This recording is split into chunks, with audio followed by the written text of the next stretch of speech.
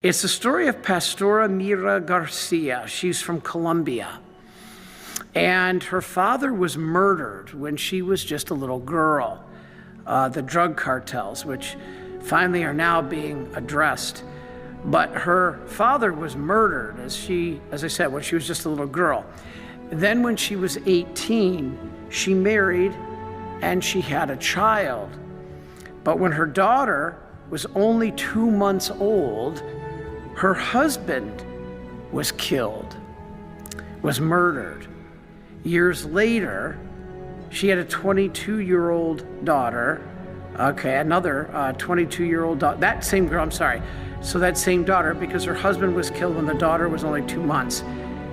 Years later, that girl grew up, and when she was 22 years old, she was kidnapped.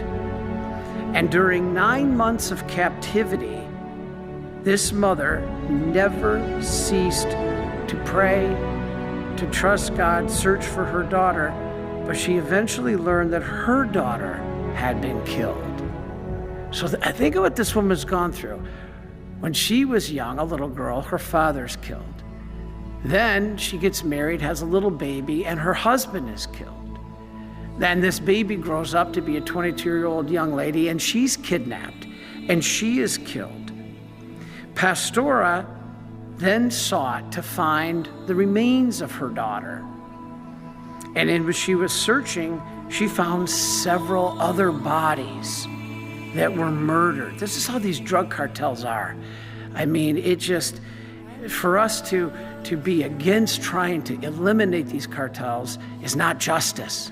Justice is to eliminate these cartels. But in her search, she found several bodies.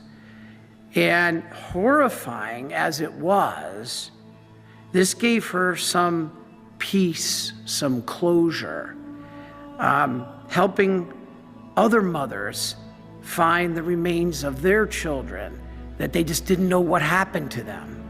I mean, that's awful, trying to not have at least some closure. It's certainly terrible to learn that their fate, but to not know is every bit, if not more terrible. And so it gave peace and closure in one sense, helping these other mothers find the remains. So at last, Pastora found the remains of her daughter and she buried her daughter. But then her faith was tested when her son was then kidnapped by a paramilitary group. Can you imagine living like this?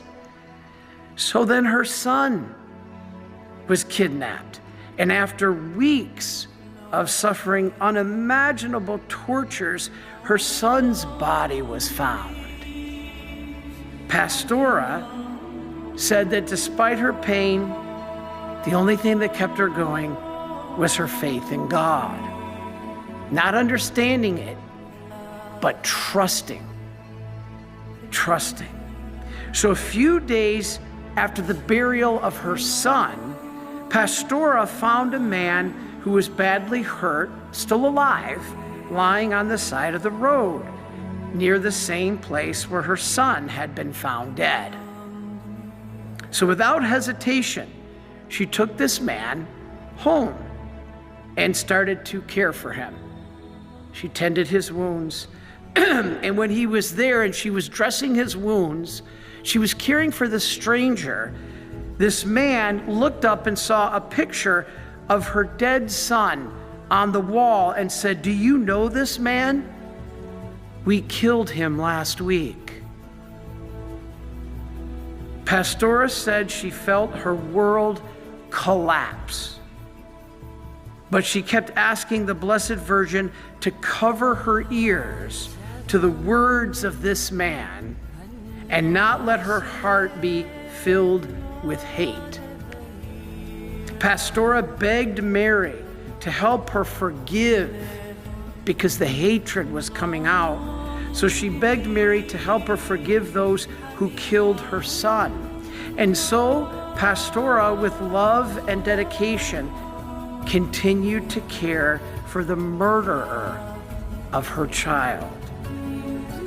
She said that she loved this man And she began not just treating him that day in her house, she actually began a relationship, not romantic, but caring for this man. And then she said over time she loved this man so much that several years later, when he was unfortunately killed, she felt like the loss of her own child. Not only did she forgive, she reconciled and had mercy. This is why mercy is greater than forgiveness.